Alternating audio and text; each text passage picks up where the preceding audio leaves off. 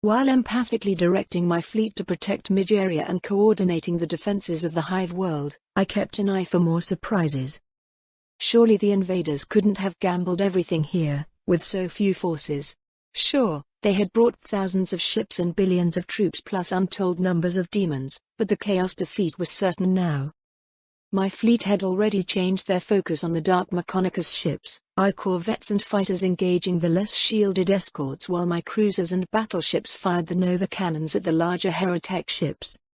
Even a corrupted Dark Mechonicus could only take so much punishment after all, and 100 Nova shells were its maximum limit.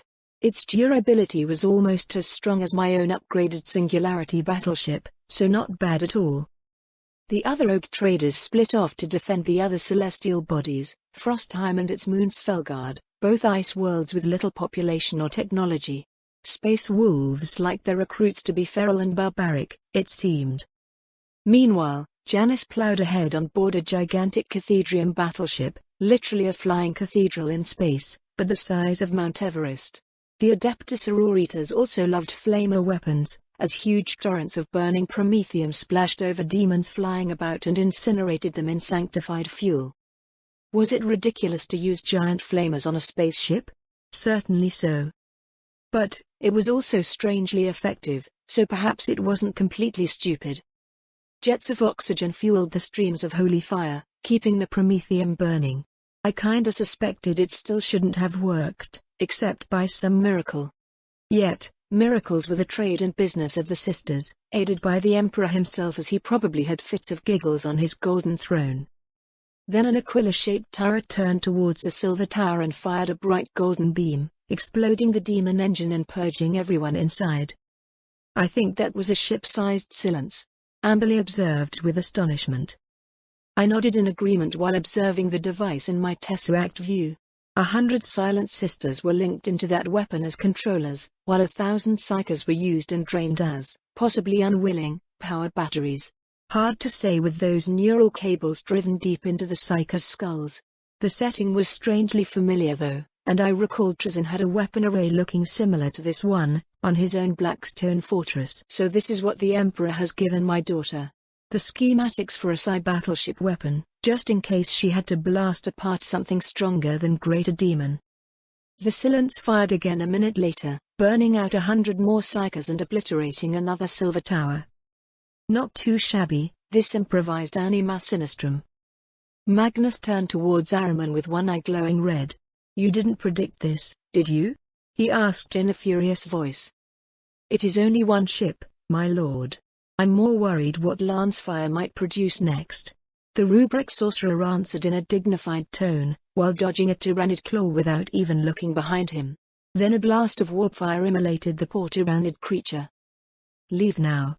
I'll deal with the nuisance myself," the Psyker Primarch commanded while holding his hands upwards and unleashing a torrent of lightning at the encroaching Tyrannids. A dozen Psychout grenades detonated around the two of them, suppressing their Psyker powers with phase iron shrapnel and pariah ash. "I'm getting aggravated," Magnus shouted while pushing a warp shield around himself to block my sneak attack. I countered with a firing squad of Zoanthropes and Maliceptors, while releasing a dozen Broodlords among the 1,000 Suns. The lesser Chaos Marines stood no chance against the hungry Biotitans, and hundreds of his precious sons were ripped to shreds before Magnus could recover from fighting the Zoanthropes and crush the Broodlords into meat paste. "Ugh! I'm going to rip your skull out, damn cheater!" the traitor Primarch howled enraged. "More Tyrannids then. Keep the idiot busy," while Janice reduced the silver towers to burning confetti. But sadly, this was 40k and things would always get worse. Ahriman vanished somewhere, and more warp rifts opened above Midgardia, revealing a trio of green greater demons and trillions of lesser demons descending on the poor planet.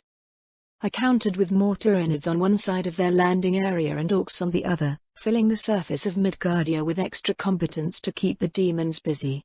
Plasma torpedoes and Nova mines helped counter the demons a little, killing millions for every warhead, but my stores of munitions were not infinite like the demons were. Again, I had to shift the focus of my fleet to target the warp portals, a trio of battleships and 100 cruisers for each of them. But if this was the fallback plan, a trio of Nurgle great demons, it was not enough. The population of the hive world vanished into my labyrinth, denying chaos its victory, as they appeared to try some kind of plague attack and sacrifice the humans to their gods. I had enough room to resettle these people someplace else in the eastern fringe, and I doubted the locals would mind surviving the demon attack. Regiment by regiment I began extracting my troops from Midgardia as well, as the situation became untenable. But I left the Titans a chance to prove themselves, and each of the Emperor-class fired their annihilator cannons at the greater demons, blowing up one and wounding another. Good enough, for now. And extracted. The automated turrets continued firing, while orcs and tyrannids fought the hostile wildlife and the demons among clouds of toxic gas and blazing fires caused by plasma munitions and our orbital fire support. A deadly plague began spreading over the battlefield of Midgardia, but it did not affect the battle in the slightest. In fact, with local lifeforms dying, the tyrannids were free to target more demons.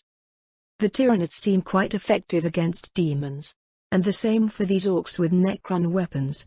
My Inquisitor companion remarked in a wry voice as we observed the results of the battle on the hololith screen. I smiled and began charging the Immaterium beam again. Quarter strength this time, machine spirit. No point draining myself too much, not when I still had to deal with Magnus somehow.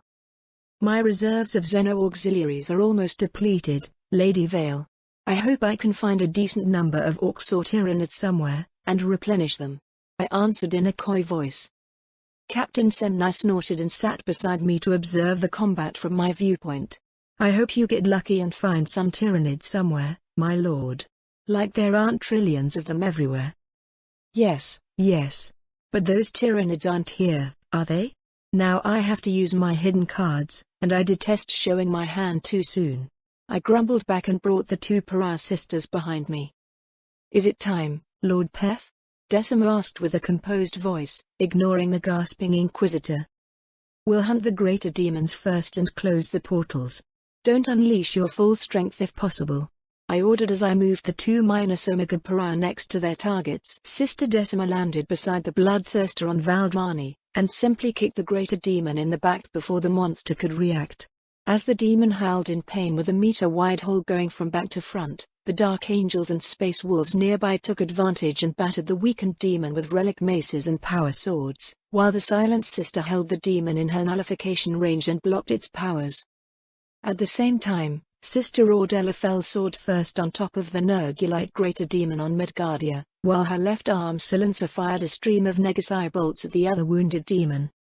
A couple of sword slashes later, both women vanished from their former location and began appearing near the war portals all over the Fenris system, their very presence forcing the rifts to close in a second. Just then, I fired the Immaterium beam at Magnus and his traitor sons. Everything alive for a dozen kilometers fell dead, even the animated armors lost their souls and crumbled to the ground, beside millions of tyrannids and cultists. Only Magnus the Red survived, and just barely.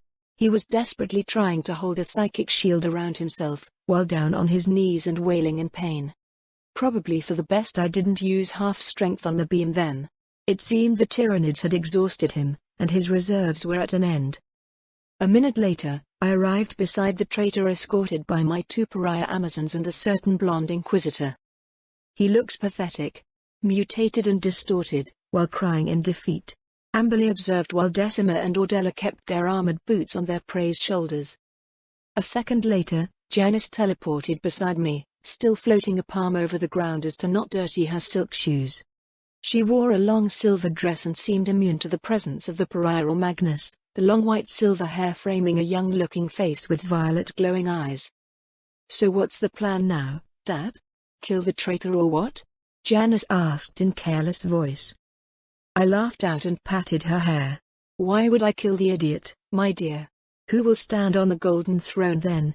I asked rhetorically and kicked Magnus in his red eye. The warp eye burst into smelly ichor and yet it smelled like victory. By the next day, my fleet was heading for Terra escorted by my new allies, rogue traders cruisers, Adeptus Auroritas Cathedriums, some Adeptus Mechonicus ships, and a token force of Space Wolves. On board the Black Lament, in an isolation chamber lined with blackstone and phase iron lay the prize of my latest operation, Magnus the Red.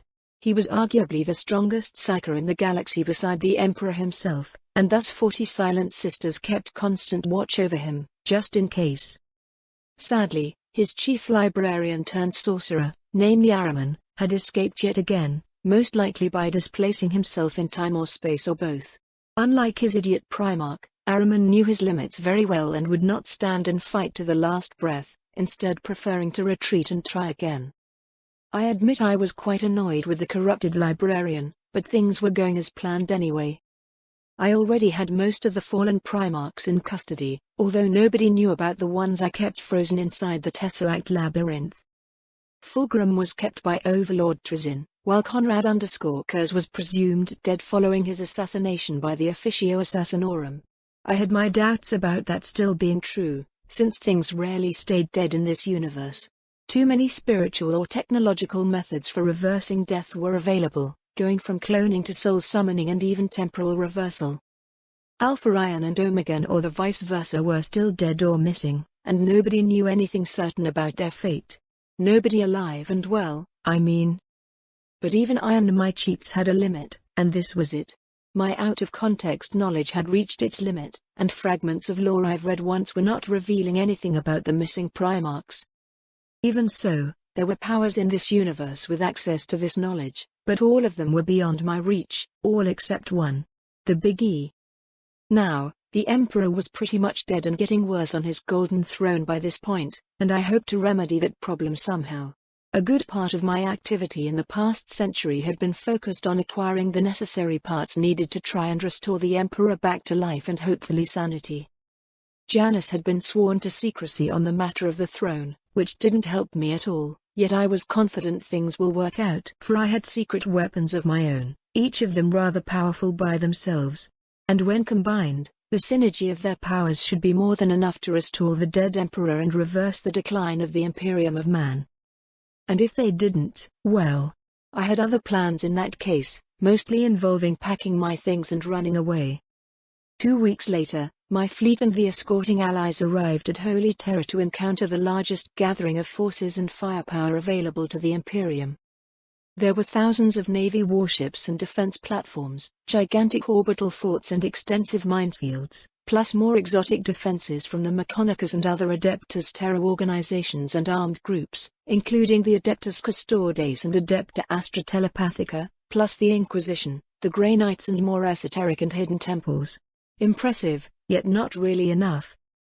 How do you find the defenses of the solar system? Janus asked me in a proud voice, as I examined the gigantic array of defenses in the Tesseract view. Decent enough, against someone not me. I answered truthfully, and then I frowned, a bit aggravated and annoyed with the huge influx of hostile data streams from my command chair. I even had to fight with the Blackstone Fortress machine spirit to keep it from retaliating vigorously, to constant attempts at subversion and infiltration by numerous psychic wards and datasphere firewalls. The incipient sentience of the central cogitator had adverse reactions to intrusion and security protocols, especially those that were attempting to modify its primary loyalty subroutines. For the Black Lament was foremost the Lamenter's home, and only after it was an armed battle station belonging to the Imperium of Man. Inquisition's subversion clavis engrams bounced off the fortress noosphere inner firewalls, while psychoactive wards and psychotendrils originating from Titan were deflected away, but this took a big toll on the machine spirit. And it didn't like it one bit. Pef Lancefire, your unannounced visit has all the Terran security up in arms. I even hear we might not be able to stop your fleet, in case you prove hostile. A woman's voice spoke from the Voxcaster, making Janus light up in joy. Mum. Tell them to cease the mental attacks on the Black Lament. Or Terra might need to rebuild its defenses. Janus explained with a wary look towards me and my scowl. A minute of silence followed. There is a large psycho signature on board the Blackstone Fortress, my dear. Some big brains here even compare it to a Primarch. My Rose replied in a cautious voice. Oh, it's only Magnus. Dad has him in chains, and blind. Janus answered in a careless voice. A long sigh was heard in response. I'll go find Sanguinius then. Janus smiled at me with a childish grin, even showing off a pair of dimples. Mom is a High Lord of Terra now. For the Inquisition. I blinked once to show I've heard her, and continued examining the myriad treasures of Terra. Unexpectedly, there were a dozen areas covered with dimensional shielding, on Terra, Mars and Titan, plus a couple of strange objects of alien origin orbiting the Sun. Terra itself was beyond overpopulated, a humongous dirty ecumenopolis numbering over a quadrillion people and thousands of chaos cults, genus stealers, Eldar cabals and various other potential enemies, from hundreds Navis nobility quarters filled with mutants and deformed psykers to Mechanica spaces, labs and forges of immense size. The Imperial Fist Station, the Phalanx kept station at Jupiter, and a dozen other Astartes chapters were keeping their fleets in a defensive posture in that orbit. Luckily, I knew both Rose and Sanguinius well enough to locate them among the maze of overlapped buildings, tunnels, hallways and bunkers which filled the surface of Holy Terra. Lord Sanguinius, my Pef has arrived with Magnus in tow. And I suspect it's not everything he has brought us. I heard Rose explain to a busy Primarch who kept signing papers like a robot. Ruling the Imperium was tiring on the wrist for sure, even for a Primarch. Beside him, Robute glanced at his brother for confirmation. Is it possible? The angel glanced upwards and sighed. Your Pef, Lady Rosalia? I would think he's my Pef first. The Inquisitor nodded politely. Of course, Lord Regent. Anyway, he won't wait too long at the perimeter's limit. Nor can our defenses stop him, if he keeps advancing. Sanguinius signed one last scroll and glanced up again. Park the fleet at Jupiter, Lord Lancefire. It's not like you actually need ships.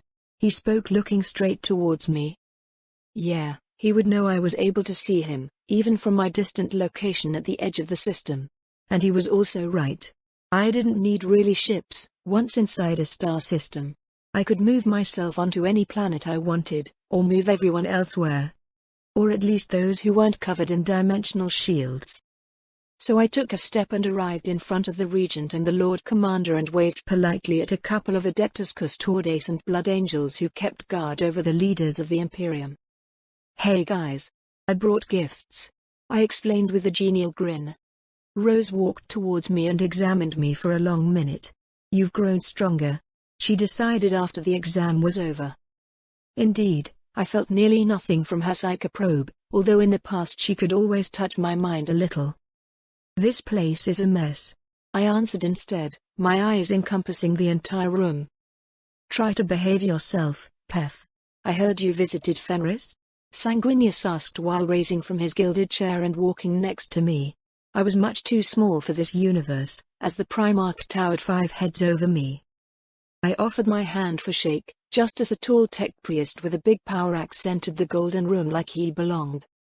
Yes, Fenris. Between 4 Primarchs, some greater demons and the Grey Knights, there wasn't much to salvage from the system. I think one moon survived intact, I commented while watching the tech priest approach at a relaxed pace. A minute later, the tall cyborg arrived beside us and towered over me as well. I am Archmagos Belisarius Cowl. And you must be Pef Lancefire. I heard much about you, the tech priest declared in a mechanical voice. Robute Guliman walked in front of me as well, staring down on me like I was being judged. And I remember your voice now. The one who healed and woke me from stasis. I thought you'd be taller. The Ultramarines Primarch muttered in a gentle voice. I'm still growing, I proclaimed in an embarrassed voice. A giant hand patted my head. Magus Cowl can increase your size with ease. The Primaris Marines are all rather tall. Gilliam spoke with a friendly voice and nodded towards the inventive tech priest. I sighed inward and outward in tandem. I'm not really interested in heights, Lord Commander. 2 major issues had brought me here, the Emperor and the status of blanks. Robute Gilliam nodded slowly while considering my words carefully. Your record for restoring dead people back to life is indeed the best in Imperium, Lord Lancefire. But I doubt it would be as simple with my father. He was not preserved in stasis. He spoke in warning.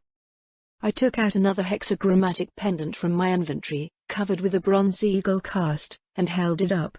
This artifact will repel the chaos poison inflicted by Horus. Its pair worked well enough for you, Primarch. We'll start with this. And after that, we'll need the sword. I explained with a knowing glance towards his hip, where the Emperor's sword was sheathed. Archmago's Cal snatched the ancient relic and began studying it with a dozen instruments, ignoring everyone in his quest for knowledge. Meanwhile, Sanguinius just shook his head and returned to his desk. "You want to turn Magnus and place him on the new golden throne," he declared in a flat voice while staring at me with his angelic blue eyes. "That is his purpose, after all," I answered with a shrug and held my hand out to the Lady Inquisitor. Rose took my hand with an amused smile. "You better not punch anyone while on Terra," she told me in a warning tone, and held a finger up. A psychic glow emanated from her free hand, and a pair of Adeptus Custodes left their posts at the side of the door and approached us at a fast walk. "The Lamenter wants to enter, through the Eternity Gate," one of them said in a surprised voice and measured me from head to toe for a long minute. I held my tongue, while the Custodes transmitted the request higher up the chain. I could step right next to door right now, but crossing the threshold was a different thing. Less than a dozen outsiders had entered the Golden Throne room in a dozen millennia, and most of those had been women. Women which turned into silver-haired holy warriors during the visit, Janus the latest of them. Finally, another Custodes arrived in the Regency room, golden armor decorated with the violet ogre. "Come with me, Pef Lancefire," the new Custodes demanded in a level voice. I smiled in approval and held my hand out towards the inconsiderate tech priest, mimicking a psyker as I retrieved the hexagrammic pendant before Belisarius Cal managed to dismantle the protective covering. "The tech priest should come as well," I asked while displacing myself beside the new Custodes. The man removed his helmet and stared into my eyes with his own glowing eyes. "You're too certain about your survival, Lamenter. Your small tricks will not help you at all, inside the throne room," the Custodes declared in a confident tone. A second later, our party arrived at the foot of the giant stairs leading to the Adamantium Mountain, which served as an entrance into the Golden Throne. No point walking 200 kilometers of hallways and barricades under the Himalayas, when we could arrive in a second. "Dimensional displacement," I heard the tech priest mutter in surprise. Well, Cal was quite an expert on every kind of technology, both imperial and not. I remembered him taking command over the old Necron defenses at Cadia, with few problems in fact. But I ignored him right now, while studying the alien Eternity_Gate hidden behind the adamantium walls of the Imperial Palace. So, that's how he did it. The Golden Throne itself was located in a different dimension, behind a dimensional portal. No wonder I couldn't find the Emperor anywhere on Terra. Because he wasn't actually here. An impressive array of defenses and guardians were placed in and around the Eternity Gate, from small numbers of Grey Knights and Titans to thousands of Adeptus Custodes and even a squad of Silent Sisters. Sisters that I haven't met yet, mind. I approached the pariahs and smiled kindly at them. "Well met, sisters. Boring job, guarding the door, right?" I asked with a faint smile. Only cold eyes replied at my joke. "Devout zealots then. Oh well, maybe they'll get more friendly later." The Custodes signaled something, and the Titans stopped targeting our party with their primary weapons. "There are protocols for entering the Eternity Gate, Pef Lancefire. Stop trying to get yourself killed, before you meet the Emperor," the golden-armored custodian warned me in a rather annoyed voice. I nodded wisely. "Of course, custodian. Which is why we arrived here and not directly inside," I replied with fake confidence. I don't think he really bought my lie, but he didn't say anything else. Another pair of custodians, both rather beaten up and burned, descended the stairs and examined me and my party. "Archmago's Cowl is not cleared for entry. Nor is the Inquisitor," one of them proclaimed in a stern voice, and pointed at an alcove to side. Surprisingly, my Rose didn't object and just walked inside the alcove to wait. The tech priest measured the gigantic door with a yearning look in his last human eye, before nodding and joining Rose in the same alcove. A long hour of climbing steps later, I arrived at the slowly opening gate. It only opened minutely, but it was already some 10 meters wide portal leading into the next dimension. I might have gulped some saliva, just to clear my voice. Oh well. Time to meet the Emperor. I took one last step and vanished from this universe, and arrived into the next one. More Adeptus Custodes, the companions received me with suspicious faces and weapons at ready. Behind them, wide stairs led upwards towards an exotic and certainly not imperial giant device, made of alien machinery and more familiar tubes and pipes leaking oil and greasing fluids. Hundreds of tech priests were chanting holy repair canticles and sanctification rituals at various defective parts, with little effect. The entire cavern smelled of death and decay, and you couldn't be sure if the smell originated from the nearly dead custodians guarding the last steps in burned armors or the skeleton on the throne itself. I was gigantically disappointed in this sad display, and sighed inward. "Come closer, my son." A voice spoke in my head, and I nearly lost my balance. It felt almost like a greater demon, but 1,000 times stronger and unmistakably of warp origin. The defending custodians drew aside like puppets on strings, at some unheard command. I shrugged and moved myself beside the decaying corpse on the golden throne, and patted the skeletal hand clenched on the armrest. "I am here, Adam. Hold still for a moment, while I dispel the poison. Be warned though, it might hurt a little," I explained in my best doctor voice, while placing the pendant on his cyborg chest. Nutrition tubes and burbling fluids flowed under the pendant once again, while a small stream of black ichor seeped away, trying to flee from the anti-chaos pendant, and corroding the machinery while dripping on metal with acid-like drops. Nasty poison indeed. With a flick of my left hand, I collected the corrosive liquid and stored it away in my labyrinth, before it ruined what was left of the life support machinery. "Much better," the Emperor muttered in my mind, seemingly ignoring the pain. Well, I wasn't done yet.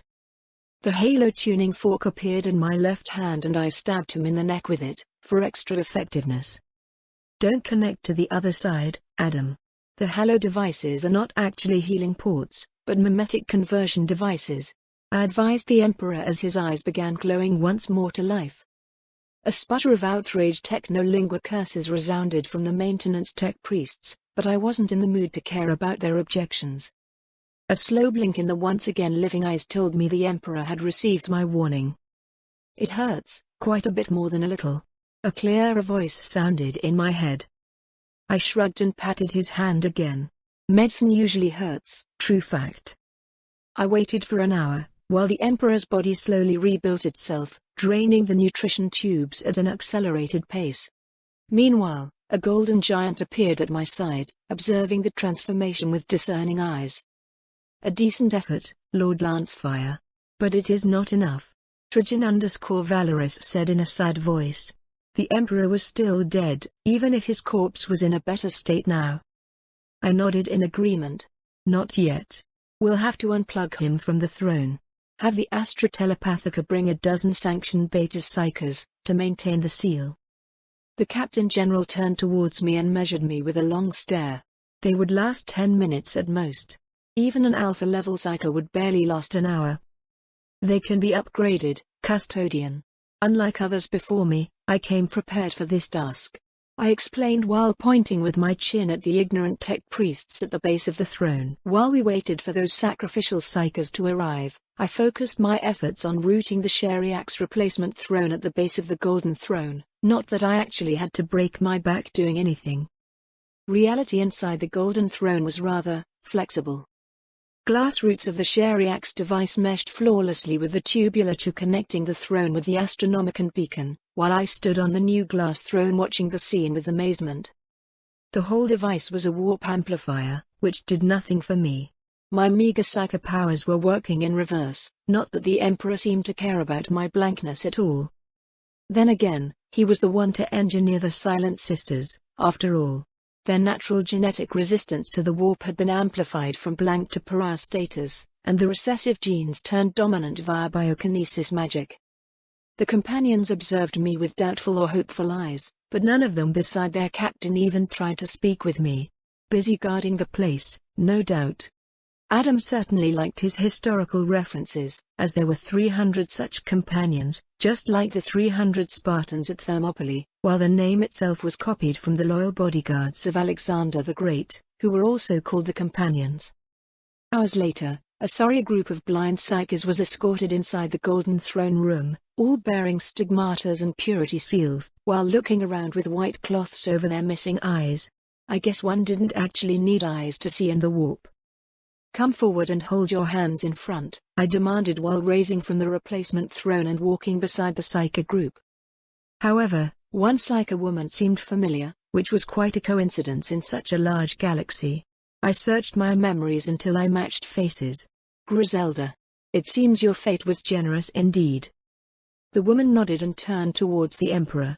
I was a silly girl when we first met, Lord Lancefire, trying to worm my way into your household for an easy life. But now, I stand in the presence of the Emperor, and my soul will join him soon in the afterlife.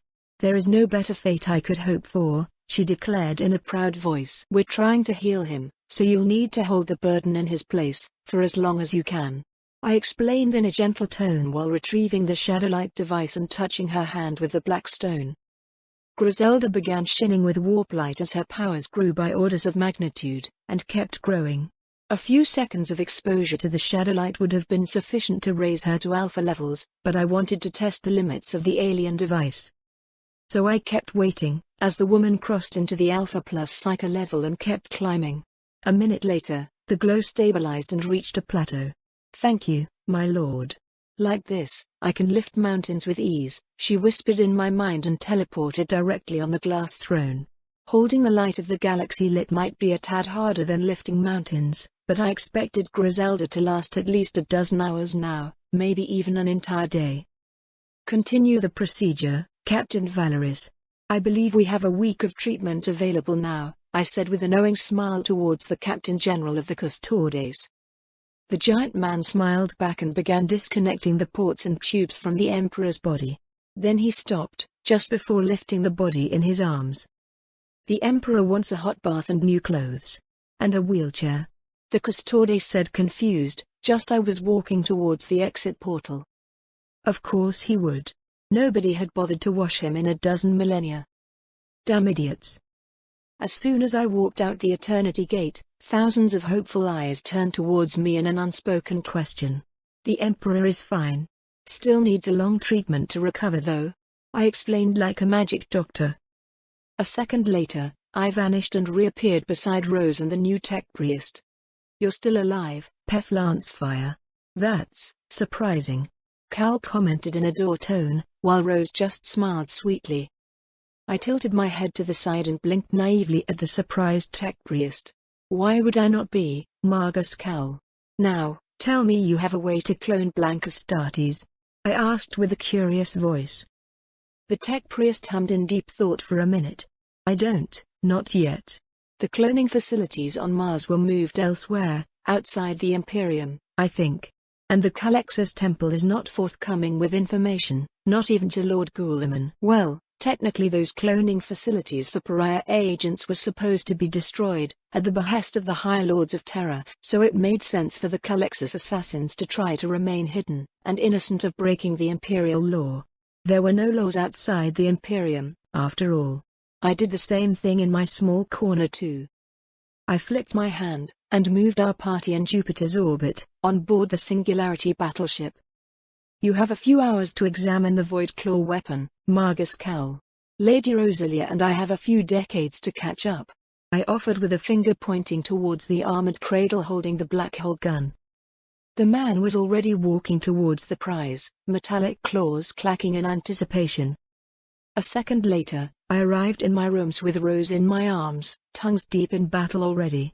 We had a lot to discuss, but first there were other concerns to settle. Rosalia, huh? I asked with an amused voice, while watching her death and duty bounce up and down in mesmerizing ways, while my lover was riding me in unrestrained ecstasy. Shut up, she yelled and drew my head closer to suckle those magnificent peaks. Okay then.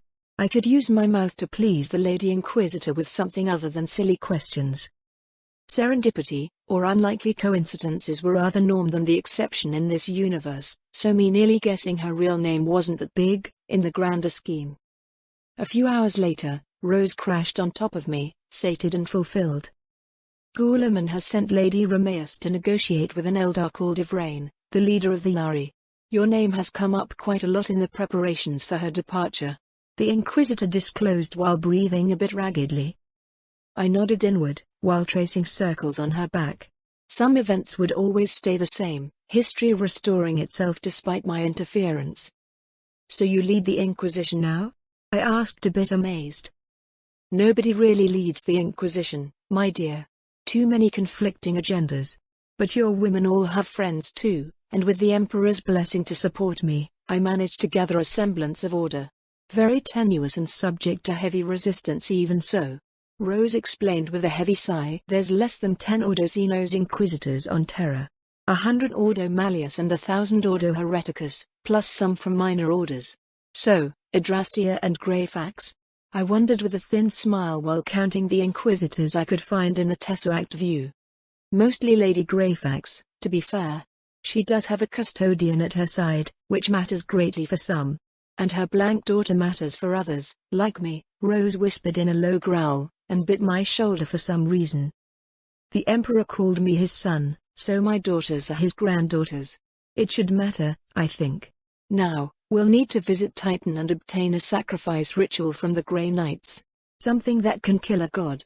I mused softly while fondling her supple body and enjoying that great feeling. A long minute of silence followed, while the Inquisitor mulled over my demand. And which god do you plan to sacrifice, and why? She demanded in a cold voice. His name is the Crimson God. A Catan star god that I obtained during my long travels and trade deals with some powerful beings. As for why, it's the nature of the universe, my dear. Equivalent exchange. I answered in a level tone. Rose sighed and stood up, measuring me with violet glowing eyes. A life for a life, and a soul for a soul. She proclaimed in an uneasy voice. There's a dormant Catan deep under the surface of Mars, my beloved Rose. The Void Dragon, devourer of suns and souls. When the Emperor fought him dozens of millennia ago, the cataclysm ruined most of Africa and turned the northern parts to glass and sand. We have myths of that battle, St. George defeating the dragon, but Catan are not so easily killed. The dragon fled to Mars to heal himself, and his dreams fuel the tech priests of Mars with blueprints of advanced technology. But, if this healed and intact Catan would awaken once more, at the heart of the Imperium, while the Emperor is incapacitated? I offered with a powerless shrug. As expected, the threat of an alien menace convinced the Ordo Xenos Inquisitor more than other rational explanations. This better work, Pef Lancefire. She warned me with a suspicious glare. I smiled and crossed my fingers. What could go wrong? Was his bad luck? Fate? Mere coincidence? We'll never know, anyway. But the 40k universe was certainly ironic and vindictive. And the enemies of humanity numerous and overpowered as well. I had barely landed at the _citadel _ Titan, the fortress of the Grey Knights on Titan, using a shuttle to pass through the various defenses, which included void and dimensional shields, plus numerous psychic and data wards and firewalls. And then, the solar system came under attack, simultaneous demon strikes at the Webway gate leading into the Imperial portion of the Webway, Necron scythe ships breaching the Chthonic gate defenses at Pluto and heading directly for Mars, Chaos ships supported by Dark Mechonicus engines emerging almost near Elysian gate at Uranus. Meanwhile Auspec's long-range sensors detected an emergence of Eldar ships pouring through a hidden webgate far in the comet cloud. Far for human ships, that is. I expected the Eldar to arrive at Mars just as fast as the Necrons. Probably not a coincidence. I mused to myself while Rose lost all color to her face. The Golden Throne, it was breached. She reported in near panic. I nodded slowly while taking stock of the attackers. Alpha Legion ships, led by Omegon himself, like they boasted on every Vox Chanel? Too good to be true, I suspected. Perhaps possible, if the Necrons were not present as well. But now, it seemed more likely this was another scheme by Mephetron the Deceiver, as that Catan was fond of making his enemies kill each other while he laughed. As for the Eldar, the presence of Dark Eldar ships among the fleet pointed to the Yari, not that I could be certain yet. I was being blocked by the Grey Knights' shields around me, and the similar shields on the leading Eldar battleships. As the crisis was being managed, a Grey Knight ferryman approached me and began scanning me for corruption. Kinda late for that, since I had already met the Emperor. You have seen the Black River, Pef Lancefire? The Grey Knight asked, ignoring all the alerts and the defense batteries firing bursts of white-hot plasma and entropic curses at the advancing enemies. So I've been told, brother. Your demon blade looks nice too. I answered with a grin, pointing at the corrupted weapon at his hip. The Grey Knight waved off my concern with barely a shrug. It's only a tool, Lamenter. And quite effective at killing demons, permanently. I nodded in acceptance, since I used something of a similar nature for the task. There's a massive chaos incursion on Terra via the webway, supported by trillions of cultists and traitors attacking the Imperial Palace from outside. You're lucky I was around to lend a hand. I explained politely and began heading towards my shuttle once more. The man ran after me and entered the shuttle at my side. There is no luck, Lamenter. There's a woman on the throne now, and you placed her there while removing the Emperor. The great enemy had to strike now. He spoke as the shuttle sped higher into the methane skies of Titan. A woman? Rose asked in a cold voice. Griselda. A native of Elivar and a new alpha-level psyker. Possibly not the best choice, in hindsight. I muttered as we passed through the dimensional field over the fortress and the tesseract view filled with the horrible reality of the solar system once more. Not trained to hold that post, indeed. Strength is no substitute for skill, Rose whispered as her eyes flashed blue with psychic spells, most likely receiving psychic updates from various informers and inquisitors on Terra. The Chaos Fleet had another Gloriana leading the way, and a dozen smaller battleships acting as escorts, plus actual demon cruisers and destroyers to act as screen elements. For only a minute. The smaller corrupted warships didn't have dimensional shields, and were quickly dispatched into the sun, while I ordered the Black Fortress to head straight for Mars and the Singularity to engage the Chaos Fleet with the Void Claw. With a black beam of super-heavy gravity, the Singularity fired upon the Alpha Legion fleet, crushing a dozen battleships despite their potent shields. However, the Gloriana was not damaged too much, except for a brief flicker of its dimensional shields. Multiple shields at that, and even stronger than what I've seen the Dark Mechanicus use in the past. Still, I managed to peek a millisecond inside the ship, and the fake Omegon on the bridge was definitely not a human nor Primarch. The same second, lance batteries and more exotic Mechanicus weapons on the corrupted Gloriana turned and fired directly at my shuttle. Sorry Mona Lisa, but here is we last see each other. I chose to sacrifice my old shuttle to give myself time, and try to intercept the Necrons. My party arrived on the Black Laments bridge just as my fortress fired on the lead Necron ship heading for Mars. Minimal damage to target, Captain. We need to increase real space speed and reload the Nova cannons for another shot. I heard my daughter Clara speak out loud. Well, Necron capital ships were hard to destroy even at the best odds, and these ships seemed also protected against tesseracts. Clever enemies weren't as fun. Janice looked back from her command chair and smiled sweetly at her parents. Hey Mom and Dad. Trying to make another sibling, for me? She asked in a cheerful tone. Rose coughed a bit embarrassed. Not the time for jokes, girl. What are the Necrons doing here? I linked with the machine spirit and projected the fleet situation on the hololith screen, while transmitting vectors for the other Lamenters and Lancefire ships, as the Blackstone Fortress accelerated in pursuit of the Xenos. Drop cruisers were split in two squadrons, one directed at Mars and one at Terra to provide cover and fire support for the defenders, and our troops later. The heavy cruisers with Nova cannons were spread apart to cover a larger volume, while the battle barges and battleships were directed to hold a defensive orbit around Luna, and likely provide heavy orbital fire support if the invasion proceeded as I suspected. My four remaining carriers disgorged their corvettes and starfighters to support the fleet against smaller-sized targets, following the bigger ships as screens and escorts. Just in time, as the Minotaur's chapter fleet holding station next to Forge World Jupiter decided it was just the right moment to support the hopeless Hexakiku against Sanguinius and Guilliman, by blowing up my carriers in a surprise attack. They only managed to fire once at the last carrier, catching a few hundred corvettes before they could launch. I rescued the crews and the other carriers with the labyrinth while cursing the stupid idiots in my mind.